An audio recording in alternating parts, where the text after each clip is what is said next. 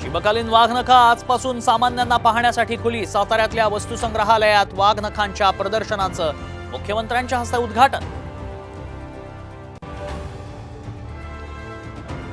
यूपीएससीचा वादग्रस्त आयएस अधिकारी पूजा खेडकरांविरोधात फसवणुकीचा गुन्हा। यूपीएससीच्या नियमांचं उल्लंघन केल्याचा ठपका, निवड रद्द होण्याची शक्यता।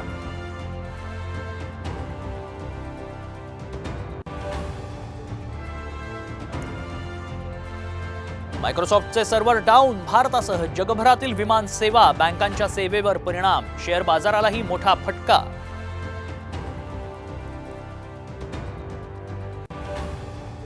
विशाळगडावरील अतिक्रमण हटवण्यास मुंबई हायकोर्टाकडून स्थगिती। भर पावसात कारवाई कशाला, कोर्टाचे राज्य सरकारला सवाल। जरांगे पाटलांचं उद्यापासून आमरण उपोषण। सरसकट आरक्षणाच्या मागणीसाठी अंतरवाली सराटीतून पुन्हा एल्गार।